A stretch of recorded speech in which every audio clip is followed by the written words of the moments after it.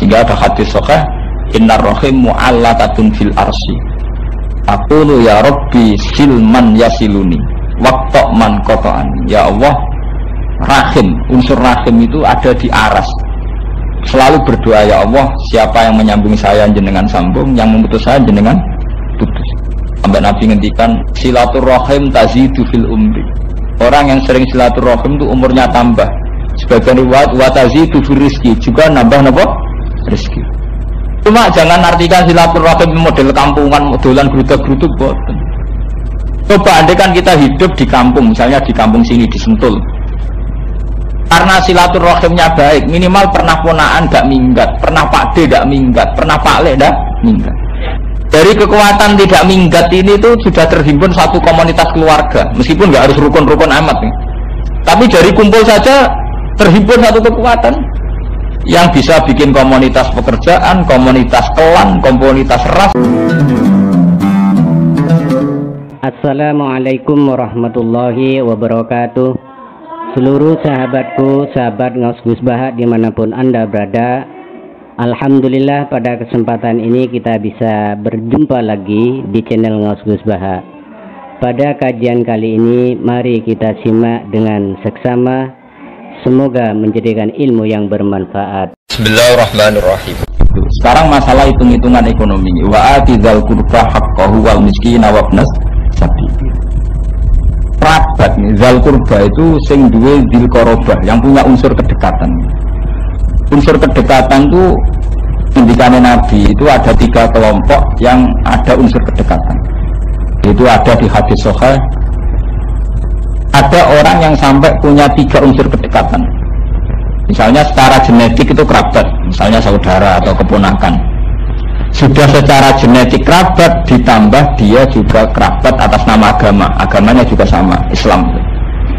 Sudah gitu ditambah faktor geografis, memang secara fisik, secara geografis dia juga dekat. Misalnya sampai nurut tetangganan adik atau kakak, agamanya sama, unsur genetiknya juga sama, dia secara fisik juga tetangga kita. Itu namanya punya 3 hak, salah satu hukumin ngendikannya. Itu prioritas karena dia berhak mendapat segalanya karena dekat, punya unsur 3. Ada yang hanya punya unsur 2, misalnya dia dekat karena fisik tetangga kita tapi tidak ada hubungan darah, tapi ada hubungan satu Islam, satu agama. Terus nomor 3, orang kafir yang tetangga kita, itu dia hanya punya hak satu kebaikan karena dia tetangga kita, maka berhak mendapat kebaikan. Terus ngendikane Nabi, ketika kerabat ini dirawat oleh yang wajib dan tidak ada tabdzir, maka menjadi berkah. Kalau bolak-balik matur yang ngaji teng budi-budi, teng Jogja, teng budi-budi. Allah itu Rahman ya. Ini kita pakai teori ilmu tasawuf, pakai teori modern sama. Ya. Allah itu Rahman, tidak mungkin lah. Ada orang kok sampai miskin taruhannya tidak makan tuh harusnya tidak mungkin. Nah, kenapa banyak di kampung-kampung di mana-mana orang tua renta nganti randu duit belas, nganti randu beras belas, nanti apa mangan kamu? Itu menurut teori agama itu harusnya tidak mungkin. Karena manusia itu ditakdir mesti punya kerabat, punya keluarga. Andai kan tiap keluarga itu melakukan kewajiban minimal, yaitu kebutuhan makan misalnya, kewajiban apa? Minimal. Tentu tidak harusnya tidak ada orang yang miskin sampai taruhannya tidak mah. Wong nek wis tuwek mangane sepiro? Mbok kei beras 10 kilo mbek dhuwit 1.000 saulan wis cukup. Karena orang wis tuwek mangane ora entek akeh. Ora kok mangane manel sing 2 piring apa? Entek. Ibune ora ana wong tuwa sing taruhane sampai tidak makan. Kalau ada kejadian begitu berarti faktornya tidak mengindahkan syariat. Yaitu orang-orang yang kaya di situ yang mestinya berkewajiban atas nama kerabat, okay. Ini catat ya, atas nama kerabat itu yang wajib ngurus. Nah, tapi zaman akhir itu orang kan pakai teori modern, makanya kula rapati setuju teori negara gitu, bahwa yang kaya itu ngerumat yang miskin. Sebetulnya harus ditambahi yang kaya dan ada unsur kerabat. Lo bolak-balik debat gitu. Misalnya ngeten, saya kaya, punya uang 1 miliar misalnya. punya orang tua, punya keponakan. Tentu kewajiban agama saya hanya wajib saya sama orang tua sama keponakan saya. Bahwa di situ ada tetangga yang miskin nggak makan, saya kalau tahu itu wajib menyumbang dia. Tapi sebetulnya dari awal kewajibannya orang itu saat tidak makan adalah sama anaknya atau sama saudara kandungnya. Artinya yang paling disalahkan secara syariat saat orang tidak makan tentu anaknya kandung atau saudaranya kandung. Seperti aturan dalam ahakul aulia bitaswid. Dengan aturan begitu harusnya tidak ada orang sampai tidak makan karena kewajiban aini, kewajiban fardu ain itu sudah ditanggung oleh keluarga yang ada unsur kerabat. Makanya Quran berkali-kali yas'alunaka madza yunfikun qul ma anfaqtum min khairin falil walidaini wal aqrabin. Kerabat itu diulang-ulang. Karena kalau kewajiban kerabat ini hilang, maka yang ada hanya kedengkian sosial. Kedengkian sosial artinya ngeten, misalnya sampean ditekdir tanggane SBY atau tanggane Gus Dur atau tanggane Yusuf Kala. Soalnya anggur wong ramangane salah SBY, salah Yusuf Kala. Karena ngono Jakarta rak mari dosane SBY ke Yusuf Kala. Wong ramangan paling akeh teng Jakarta, mboten teng Bojonegoro teng pundi. Harus Temangsang isor tol. Isor tol sering digusur mbek Satpol PP. Padahal dhuwure tol sing liwat Pak SBY Yusuf Kala. Presiden bedina apa? Liwat tol. Ngisore tol banyak orang yang tidak mau. Dan itu ya tetangganya wong bedina tetanggane istana. Tapi secara syariat tidak bisa, yang paling salah adalah keluarganya. Karena secara syariat ada aturan main. Ya. Wa alal mauludi lahu rizquhunna wa kiswatuhunna bil ma'ruf. Mauludlah itu ya siapa yang diberi kelahiran, itu yang harus paling bertanggung jawab. Ini penting kalau aturakan karena sekarang teori modern itu menabrak teori kerabat. Orang itu lebih senang mengunsurkan itu kaya dengan miskin. Itu kayak teori zaman PKI. PKI itu kalau melihat orang kaya itu jenis berjuis penghisap. Dia memanfaatkan psikologi wong melarat jenis kaum proletar, kaum miskin, kaum buruh. Kaum buruh ditempatkan terhormat, kaum kaya dikatakan berjuis penghisap. Sehingga teori PKI adalah di mana wong melarat sebuah gedeng wong juga. Mereka lupa bahwa untuk menjadi miskin beneran itu sebetulnya karena banyak aturan syariat yang dilanggar. Saya itu pernah penelitian di Jakarta, di Jogja, di kota-kota besar. Hampir semua kemiskinan yang fatal itu karena silaturahim yang hilang. Ya, saya berani bertaruh di depan Allah. Saya ngomong ini di depan Tuhan. Dan saya bertanggung jawab sampai nanti di akhirat. Hampir semua kemiskinan itu karena menabrak hak silaturahim. Kamu jangan mengartikan silaturahim kayak uang lugu-lugu. Silaturahimmu misalnya didolani, pernah Pak D didolani ditutup, pernah balik, hanya itu. Silaturahim yang paling wajib adalah ya yang wajib kayak hubungan makan itu, yang pokok-pokok itu. Misalnya begini, sampean cek saja di Jakarta. Orang kok tidak miskin itu gimana? Mesti dimulai dari qatur rahim. Mesti itu, tidak mungkin, mesti. Tapi itu Kanjeng Nabi nak ngendikan masalah rahim itu ar-rahim mu'allaqatun fil arsi. Yaqulu ya Rabbi silni ma. Saya sambung sama orang wa asilu man asiluka, itu banyak di hadis-hadis sahih. Biasanya kan begini, seperti di Jakarta. Wong ning omah kecewa mbek bapake, mbek mboke, mbek padene, palike pokoke kecewa. Duwe kenalan ning Jakarta, ya sekedar kenalan kanca zaman SMA atau kanca ning gerdu, apa kanca ning dalan. Kecewa plong minggat ning Jakarta. Jadi awalnya ke Jakarta wis nuruti ati gelo. Disembar wong tuane, mbok dulure, mbok sanake, mbok de perkara nek disepleng ning Jakarta, ning Batam. Sing dituju itu hanya seorang kenalan, paham ya? Seorang sak loyal-loyale kanca kenalan nak mestine sik loyal wong tuane. Bang, nek kono kenalan. Nah, di sana dicarikan pekerjaan karena tidak punya SDM, tidak dapat pekerjaan. Akhirnya melok Temangsang di sore jembatan, mending kali adem, boh ning Kramat Tungkak, mending dis, pokoknya Temangsang ning Jakarta. Ini orang Temangsang, kadang dia ketemu mbek cewek NTT, mbok Batam wis ketemu. Oh jenenge wong mutung kawin yo ora kandha wong tuane, iku enak kawin. Iku enak apa? Bisa wae kumpul kebo. Bisa dibayangkan wong Bojonegoro untuk wong Riau, wong Rembang untuk wong NTT. Kawine ora atas nama keluarga, ndekne mutung mbek keluarga. Sing wedok faktor mutung, sing lanang faktor mutung. Wis kawin. kawin ora kawin, supaya akhirnya dia anak. Dia anak, namanya orang rumah tangga itu kan rawan masalah. Dasar wong pedotan kabeh. Bareng ono masalah kita asli ini pedotan, sitok minggat pleng, sitok minggat. Akhirnya anaknya yang jadi anak jalan. Lu miskin kayak ini setelah miskin, memang kita kasihan. Secara syariat, setelah nyatanya miskin kita kasihan. Tapi jangan salahkan agama bahwa mereka untuk jadi miskin kayak itu tentu ada proses syariat yang dilanggar. Itu membuktikan bahwa syariat itu mestinya mensejahterakan. Andai kan kita kawin secara normal dengan seizin keluarga, andai kan kita mencari pekerjaan normal, tidak nurusi mutung, mungkin hasilnya tidak sefatal itu. Kalaupun kita miskin tidak sefatal itu. Sudah keluarga mangkel mergo lungane minggat, negara ya mangkel mergo dianggap penghuni liar ning trotoar ning tol.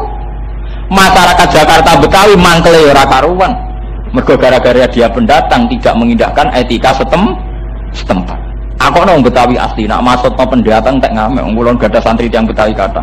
Wis Gus muga-muga pendatang kere kabeh. Saya itu banyak kenal orang Jogja, orang Jakarta asli. Rata-rata dengan pendatang enggak seneng karena ciri utama pendatang itu enggak mengindahkan etika yang sudah berjalan di masyarakat situ. Karena dia mentang-mentang pendatang. Anak-anak yang pacaran di Jogja, di Jakarta atas nama mahasiswa dan mahasiswi itu orang-orang yang kalau di kampungnya tidak berani pacaran. Karena di kampung ada etika lanang wedok gonjekan teman-teman rapan, maghrib metu rapan. Tapi karena dia di daerah orang, enak aja maghrib pacaran. Kadang padahal mahasiswa Universitas Islam, kadang kok sarjana Islam. Itu artinya apa? Masyarakat setempat situ sebenarnya punya etika maghrib oleh pacaran misalnya. Tapi karena dia pendatang, enak saja melang. Orang Jawa nih mergo ora disawang tong. Berarti berapa pelanggaran yang dilakukan pendatang? Sudah lungane minggat, kok neng daerah tertuju juga moralnya seenaknya. Bagi negara juga problem karena dia hidup di tempat-tempat umum. Coba gara-gara orang-orang begini itu negara rugi miliaran. Sampai kok tangklet, kok sakit Gus, wong gone nganggur nganti rugi miliaran. Negara gara-gara ada kasus kayak begini akhirnya nggawe Satpol PP, mbayari Satpol PP se-Indonesia itu miliaran. Gara-gara kasus ini kan negara yang mengeluarkan ongkos Satpol apa? Baru kecekel dikembalikan ke daerah asal. Iku entek miliaran nyangoni meneh. Bang kok wong belum tak balik meneh, lah repot toh. Misalnya sing wis diusir ke Jakarta, balik ini Surabaya. Sing diusir ke Surabaya balik pusing negara. Saya bukan anti orang yang demikian, enggak. Kita support. Setelah mereka kenyataannya miskin, kita support. Kita beri semangat, kita beri harapan. Tapi inti dari syariat bahwa silaturahim penting itu tetap penting. Ya cuma silaturahim dalam konteks modern itu kita artikan Muswan Pak Lek, Pak Denyujem, enggak, silaturahim itu lebih dari itu. Bahwa hubungan rahim itu akan mensejahterakan. Ya sampai kita ke Jakarta mergomuto, untuk nanti di Jakarta ketemu kenalan. Kan lucu ya, kita kecewa sama orang tua, bela-bela ini minggat demi mau sebuah kenalan ning kono ya kerjaannya rapet tetap. Akhirnya temangsang ning Jakarta, temangsang ning Jogja. Saya itu teman akrab ya, sama direktur anak hilang di Jogja itu kebetulan teman akrab saya. Hampir anak-anak jalanan di Jogja itu kasusnya kayak itu. Bapaknya wong NTT, boke wong Pekalongan, dan boke wong Indramayu, bapaknya wong Batam. Wawen ya pelang-pelang anak kawin. Dari itu dia anak loro, pegatan gue podo hilangi. Takoki sing mantan bojone. Nah, sekarang suami kemana? Nggak tahu, pergi juga nggak bilang. Repot. Anaknya takoki, bapakmu mana? Kayak kecilnya sih saya pernah tahu itu, tapi entah sekarang kemana? Podo wong dalanan, terus diceblokno nang Yogyakarta, diceblokno teng Jakarta. Akhirnya melahirkan banyak pengamen, banyak kriminalitas, banyak tempat-tempat yang macam. Makanya kalau bilang ya, bahwa teori Quran tentang zil kurba atau zil koroba itu harus kita tegakkan. Bahwa sesuatu yang ada unsur kerabat itu harus kita tegakkan. Ya, caranya gimana? Itu tadi, kita memperkuat standar minimal berkeluarga. Minimal kawin itu diketahui. Misalnya dalam era modern, diizini wong tua itu abot, atau kata wong tua ora berkenan. Minimal diketahui bahwa kita kawin dengan si A, kita kawin dengan si B, ini minimal keluarga tahu. Dari tahu ini kan kita lumayan, artinya bisa diakses. Terus ini sakit apa? Diakses. Tapi kalau sudah tidak tahu ini repot. Nah, bangsa Indonesia itu diributkan oleh orang-orang ini, orang-orang yang nggak jelas ini. Kemudian menjadi beban negara, beban masyarakat. Ya kayak gembel-gembel di Jakarta, di Surabaya ini. Masyarakat setempat gerutu. Nah udah gerutu seperti ini. Misalnya dekat Masjid Istiqlal, dekat Masjid Kemayoran Surabaya. Masyarakat setempat waya maghrib do macak santri kepengen sholat. Ngomong pendatang enak aja nyabu di pinggir jalan. Dia tidak merasa perlu kena etika kan gak sungkan tuh ngerawat kenal. Sudah menjadi beban negara, yang menjadi problem masyarakat setempat. Coba kalau sampean nggak percaya, lihat TV Sidul. Orang Betawi itu kayak gitu religiusnya. Wong ra salat enak mlebu wong salam. Assalamualaikum. Saking religiusnya masyarakat Budi Betawi. Mereka punya acara dibaan, acara nyekar di kuburan. Sekarang bandingkan dengan pendatang Jakarta. Masyarakat Betawi asli ya kayak yang digambarkan Sidul itu. Gara-gara pendatang Jakarta coba kemarin kayak Rembuk Betawi. Rembuk Betawi itu masyarakat Betawi yang masih asli, punya organisasi. Termasuk proyeknya apa? Ngusir Inul, ngusir penyanyi-penyanyi yang dianggap mengkotori Jakarta. Itu bukti bahwa pola pikir orang Betawi itu religius. Bayangkan kalau sama Inul begitu kayak apa dengan PSK yang berkeliaran di Jakarta. Artinya orang yang melanggar aturan syariat itu ya melanggar, menjadi beban negara, menjadi beban masyarakat.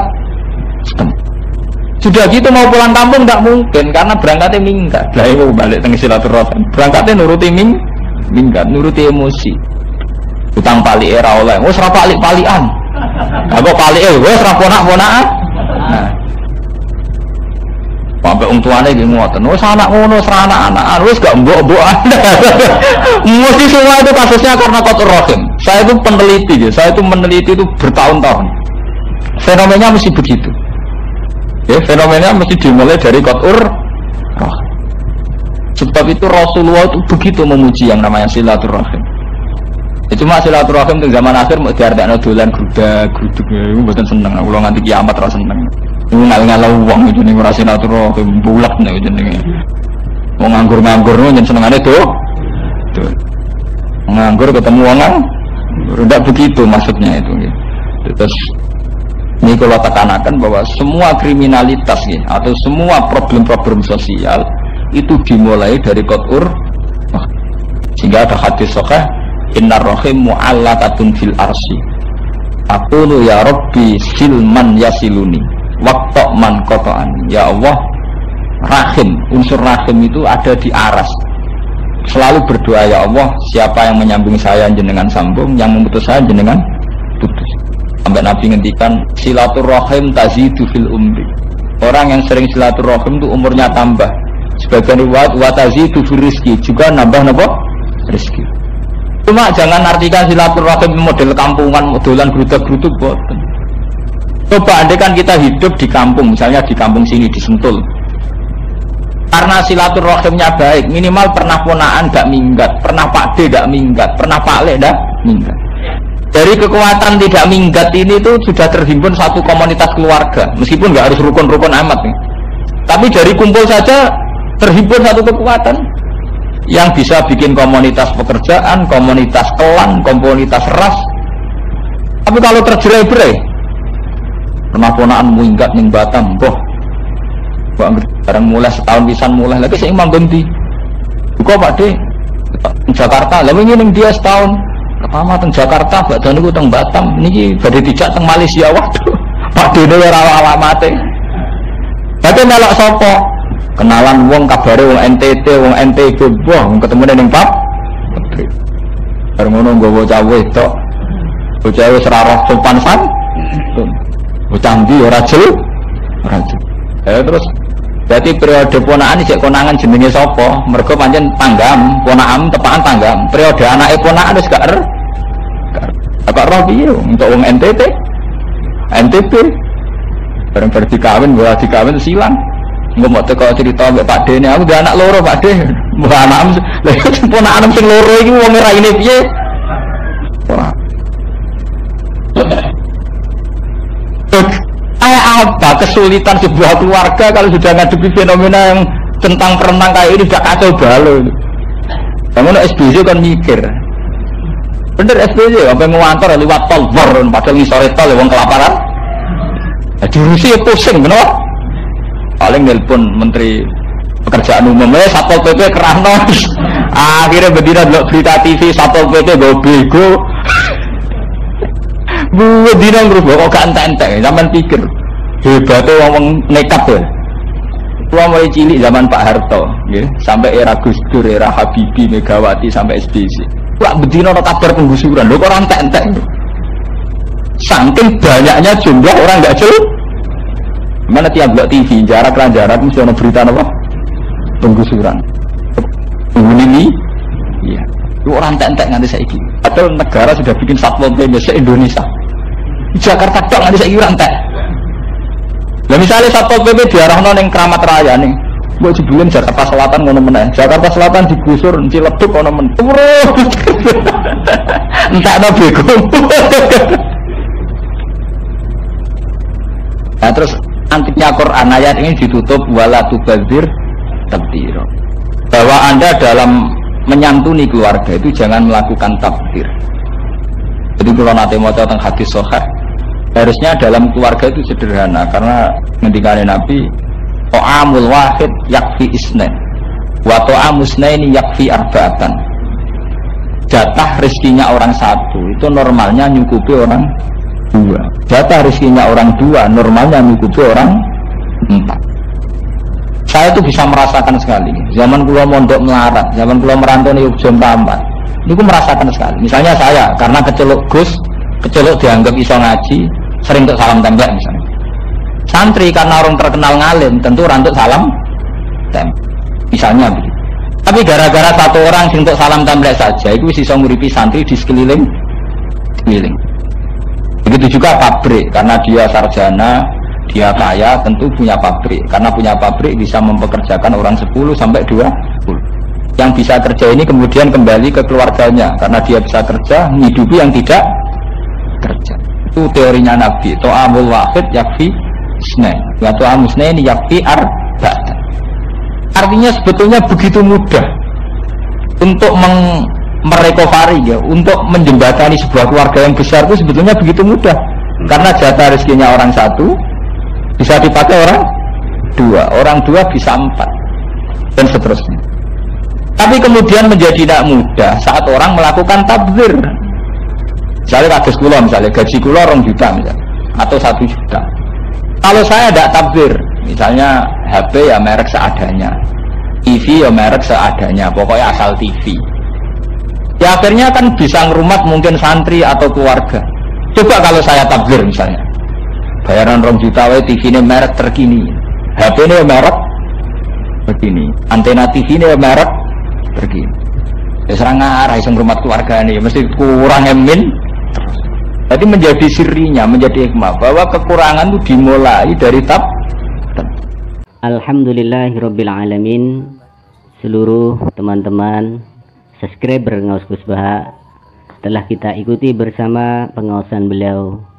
Semoga seluruh yang beliau sampaikan menjadikan ilmu yang bermanfaat bagi kita semua. Amin ya rabbal alamin.